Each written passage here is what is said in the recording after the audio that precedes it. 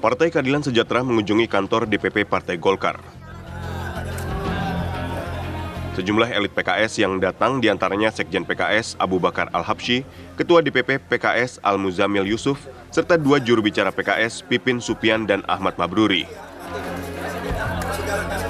Sementara elit Golkar yang menyambut adalah Wakil Ketua Umum Golkar Ahmad Doli Kurnia dan Nurul Arifin.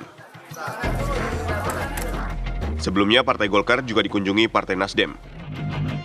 Pertemuan tersebut bahkan dihadiri kedua ketua umum partai, yaitu Airlangga Hartarto dan Surya Paloh.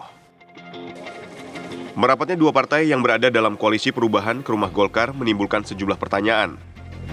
Meski baik Golkar dan PKS mengklaim pertemuan mereka tidak membahas soal Capres-Cawapres, namun berkunjungnya PKS sebagai partai oposisi ke Partai Golkar yang bergabung dalam partai koalisi pemerintah tidak bisa dibilang pertemuan biasa. Lantas benarkah ada deal-deal politik jelang Pilpres 2024 di antara PKS dan Golkar? Bagaimana pula partai koalisi pemerintah menyikapi pertemuan tersebut? Tim TV One mengabarkan.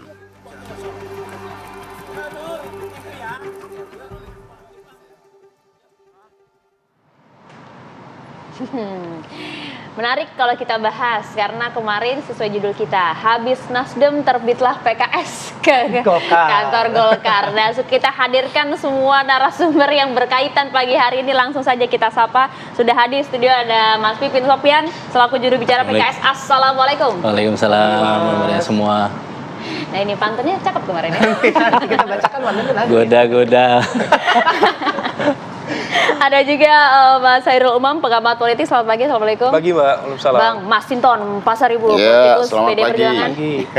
Dan juga terhubung melalui sambungan Zoom nih. Harusnya sih datang pagi hari ini ya, tapi sudah terhubung bersama kami melalui sambungan Zoom ada Kang Aceh Hasan Sadli, Ketua DPP Partai Golkar. Assalamualaikum, selamat pagi.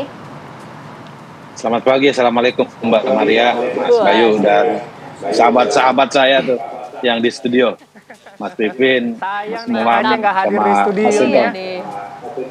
Mungkin lain kali nanti hadir ke studio. Oke, Siap. sebelum kita memulai diskusi kali ini, saya ingin membacakan pantun yang kemarin disampaikan oleh Bang Abu ya. Saya minta tolong bapak-bapak juga di sini dan Arya, tolong bantu saya dengan cakepnya ya. Saya akan langsung soalnya tanya ke Kang Aceh. Oke, kita mulai. Jalan-jalan ke Pulau Bima. Cakep. Maka mampir Taliwang, makan ayam bakar. Cakep. Sekarang kami datang bersama, hendak bertanya, kemana gerangan Partai Golkar?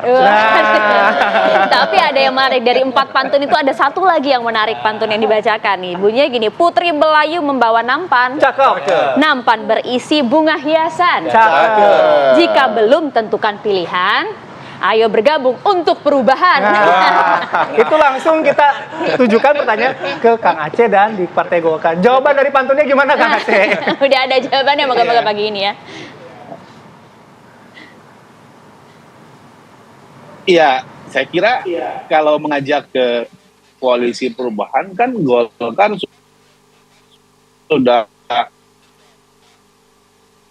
memiliki koalisi sendiri, koalisi sudah punya perahu sendiri begitu. Nah, karena itu saya kira jika PKS kemarin silaturahmi ke Partai Golkar, tentu jawabannya kendaraan sendiri. Ya, apalagi kendaraan tersebut telah jelas ya terdiri dari 3 partai politik, yaitu Partai Golkar, Partai Amanat Nasional, dan Partai Persatuan Pembangunan. Tidak perlu begitu. Dalam pertemuan kemarin tentu kami juga menyampaikan tentang posisi masing-masing terkait dengan koalisi tersebut.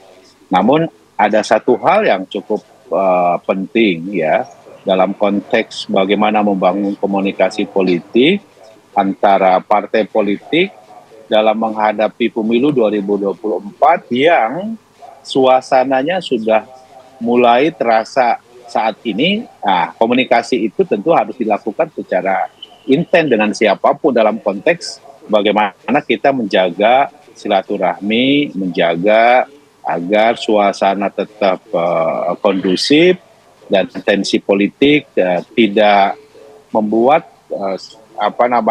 kita menjadi menjadi panas lah gitu. Nah, apa yang dilakukan dengan silaturahmi antara PKS dengan Partai Golkar, tentu kita pun juga memiliki komitmen kuat untuk membangun kebersamaan, ya, membangun suasana yang harmonis, ya, menyelesaikan berbagai macam agenda kebangsaan. Jadi saya kira tawaran yang disampaikan oleh PKS, kami pun juga menawarkan hal yang sama kepada PKS ya di dalam, dan saya kira itu kan biasa kita bertukar informasi gitu ya. Siapa tahu nanti tawaran yang disampaikan oleh Koalisi Indonesia Bersatu juga mendapatkan respon yang positif, terutama saya kira dari PKS. Nah, tapi poin penting yang perlu kami sampaikan, karena kami juga sudah memiliki pelabuhan sendiri gitu ya, dan pelabuhan itu dalam konteks Golkar adalah bahwa kami capres sendiri, OIB secara formal pembahasan tentang capres maupun cawapres ini masih belum kita lakukan, karena prinsip kami kan juga kami tidak ingin gerasa gerusu terkait dengan pembahasan soal capres cawapres ini gitu. Gitu Mbak Maria. Oke. Ya, Kang Aceh, artinya kalau memang kemudian hanya silaturahmi, memperkuat kebersamaan, bertukar pikiran, oke, gayung bersambut nih. Tapi kalau untuk koalisi tidak begitu ya, karena masing-masing punya kendaraan dan pelabuhan berbeda? Ya tentu, ya walaupun kemungkinan ke depan ya bisa saja, tapi kan komunikasi ini tidak boleh ditutup gitu ya, karena dinamikanya masih sangat panjang gitu. Nah, posisi kami jelas bahwa KIB telah diinisiasi oleh 3 partai politik. Kami juga menghargai posisi Partai Keadilan Sejahtera. Tetapi dalam beberapa isu tentu kami pun juga bisa sama gitu. Misalnya soal isu tentang sistem pemilihan terbuka gitu ya, sistem politik pemilu terbuka. Ya, kita memiliki kesamaan, dan tentu komitmen kita bersama-sama adalah bagaimana menjaga agar kondusivitas dan kualitas demokrasi kita ini bisa betul-betul terus ditingkatkan gitu, bukan malah kita cenderung untuk menempatkan rakyat sebagai pada tatanan yang lebih proporsional lagi di dalam konteks pemilu di tahun. Kalau begitu kami ingin minta langsung konfirmasi nih ke Mas Pipin. Nampaknya jawabannya sudah ada, Mas Pipin. Kalau untuk koalisi, mohon maaf kendaraan kita berbeda. Ya, saya kira sebelumnya saya ingin menyampaikan ya bahwa kami keluarga besar Partai Keadilan Sejahtera yang menyampaikan selamat Harlah NU ke 1 abad Harlah NU ya. Saya kira kami, saya kemudian dia banyak di PKS, Presiden PKS Ahmad Syaihu adalah orang NU dan tentu belajar dari NU, yaitu adalah silaturahimnya. Jadi Ustadz Syaihu sebagai Presiden PKS itu punya gagasan politik silaturahim. Jadi politik ini ya bisa selesai dengan silaturahim. Jadi tanpa harus gontok-gontokan, tanpa harus kita diametral dengan yang lain, konflik dan sebagainya. Kita bisa selesaikan dengan dialog. Jadi kami datang ke Golkar adalah dalam rangka tadi silaturahim, bangun kondisivitas, bagaimana ke depan ya. Meskipun tadi saya kira kami pada posisi mungkin agak sedikit goda-godain Golkar misalnya, tetapi itu sebetulnya untuk kebaikan bersama. Kami saling menghormati, kami mengapresiasi. Kita punya sikap masing-masing, tetapi kita bisa berdialog. Jadi posisinya itu, dan kita ya sebetulnya sekaligus juga kita mau menyampaikan, insya Allah sudah proses lamaran sudah mau mulai, kemudian nanti akan ada akad nikah, terus kemudian nanti akan ada resepsi kalau seperti dalam pernikahan gitu ya.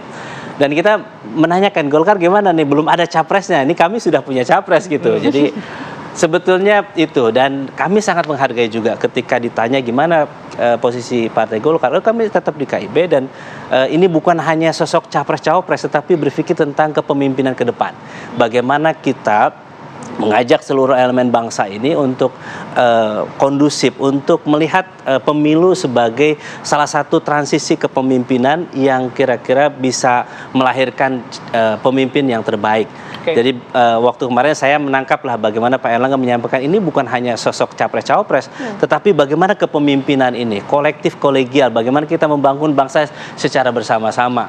Nanti 2024 memang itu adalah gongnya, tetapi tadi bagaimana supaya rakyat ini kondusif, tidak ada konflik satu dengan yang lainnya. Jadi itu yang pertama. Yang kedua memang ya kalau misalnya ajakan itu saya kira wajar lah untuk kita saling memahami bahwa kami di PKS misalnya saat ini dengan Nasdem dan Demokrat memang mengusung Pak Anies Baswedan sebagai calon presiden.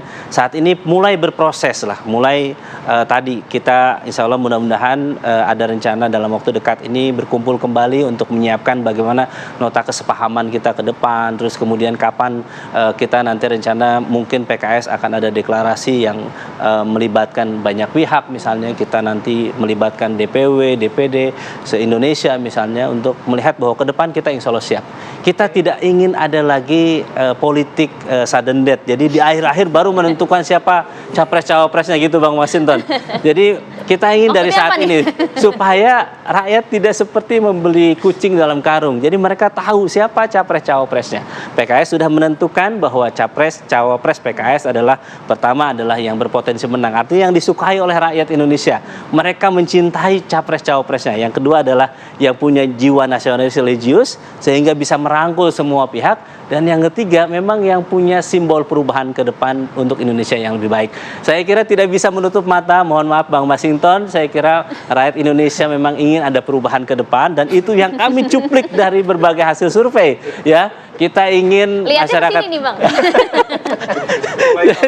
rakyat Indonesia mulai melihat bagaimana kenaikan harga BBM, sembako juga naik, kemudian utang juga begitu besar. Saya kira ke depan memang dan keterbelahan masyarakat yang saat ini kita rasakan. Ke depan kita butuh kepemimpinan yang kuat yang kira-kira bisa menyatukan semua bangsa dan menyelesaikan persoalan itu. Oke, itu tadi yang sudah disampaikan oleh Mas Pipin ya. Tapi kan kemarin juga kita tahu bahwa pertemuan dari PKS dan Golkar juga tidak hanya berbicara soal koalisi. Nanti kita akan bahas sedikit soal rupanya ada juga agenda soal proporsional, sistem proporsional pemilu ya. Nanti kita ke Bang Masinton juga Bang Mo. Tapi kami harus jeda terlebih dahulu. Apa kabar Indonesia Pagi akan kembali sesaat lagi.